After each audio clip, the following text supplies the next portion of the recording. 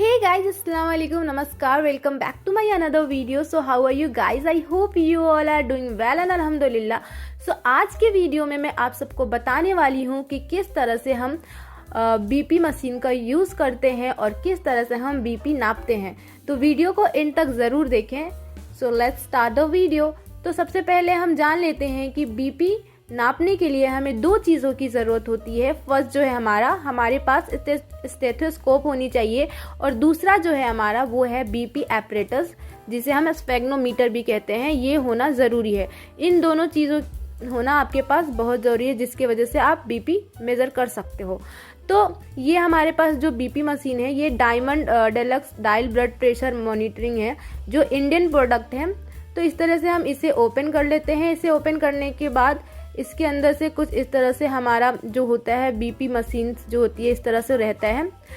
तो ये dial blood pressure monitoring वाला बीपी मशीन है और इसके अंदर से इस तरह से एक की दिया होता है।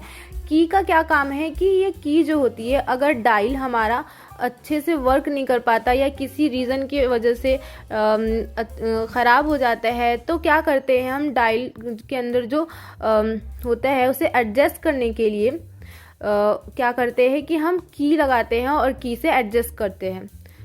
तो इस तरह से ये एक कपड़े से बने हुए जो है ब्लू कलर का, उसे हम कफ कहते हैं और इस तरह से इसमें एक बल्ब होता है और ये दो पाइप होती है जो क्या करता है, दो ट्यूब जो होते हैं वो क्या करते हैं गैस से जुड़े होते हैं इस तरह से।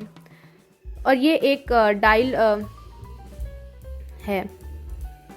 तो कपड़े से बने इस हिस्से को हम कफ कहते हैं और इसे हम क्या करते हैं अपर आर्म पर रैप करते हैं, बांधते हैं। इसमें दो ट्यूब होती है, जो एक गैस से जुड़ा होता है और दूसरी जो होता है बल्ब से। तो रबर बल्ब में इस तरह से एक स्क्रू होता है, जो इस तरह से क्या करते हैं हम स्क्रू को टाइट और लूज करते हैं और घुमाते हैं। तो चलिए हम जान लेते हैं कि बीपी को कैसे मेजर करते हैं।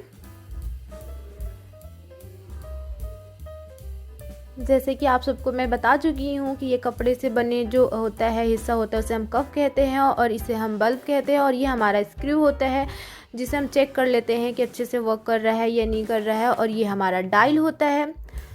तो इस तरह से इसमें एक दो ट्यूब होते हैं, तो हम क्या करते हैं इसे एक दूसरे से जोड़ देते हैं और एक हम दूसरी बल्ब से जोड़ देते हैं इस तरह से। और हम इस तरह से अपने स्टेथोस्कोप को चेक कर लेते हैं कि अच्छे से वर्क कर रहा है या नहीं कर रहा है। फिर उसके बाद हम पेशेंट को कंफर्ट पोजीशन में बैठाते हैं। उसके बाद हम क्या करते हैं बीपी एपरेटस निकाल कर पेशेंट की एल्बो से 2 फिंगर गैप लेकर बांधते हैं। फिर श्योर करते हैं कि कफ ज़्यादा टाइट और ढीला तो नहीं है। उसके बाद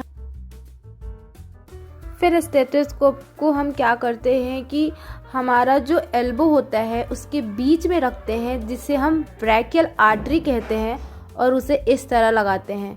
ये बिल्कुल स्किन के कांटेक्ट में होनी चाहिए और एल्बो के बीच में होनी चाहिए इस तरह।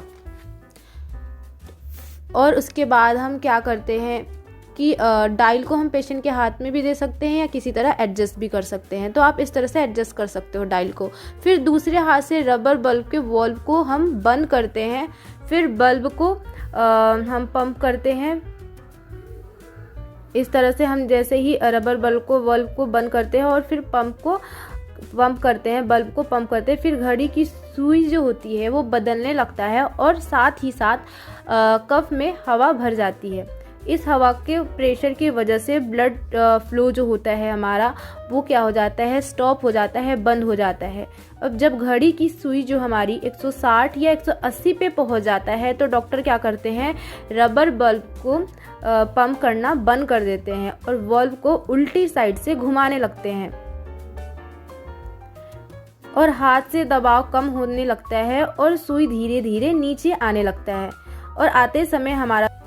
और नीचे आते समय हमारा जो ब्लड फ्लो होता है फिर से स्टार्ट हो जाता है और उस समय हमें स्टेथोस्कोप में धक धक की आवाज़ सुनाई देती है। और इस आवाज़ की स्टार्ट होने पर जिस पर हमारा फर्स्ट साउंड सुनाई देता है उसे हम नोट डाउन कर लेते हैं और इसे हम सिस्टोलिक कहते हैं।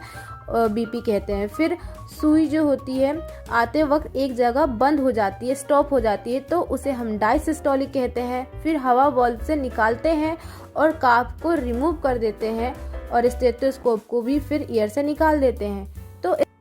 तो इस तरह से हम पेशेंट का बीपी जान सकते हैं। तो इस पेशेंट का बीपी जो है हमारा वो है 110/70 mmHg।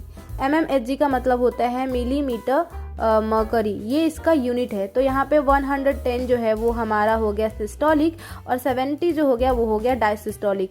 सिस्टोलिक मतलब ये होता है कि जहाँ से हमारा ब्लड फ्लो होना स्टार्ट होता है, तो उसे हम नोट डाउन कर लेते हैं, तो उसे हम सिस्टोलिक बीपी कहते हैं। और एक ऐसा वक्त आता है जहाँ हमारा सुई बंद हो जाती है, तो उससे हम डायसिस्टोलिक बीपी कहते हैं।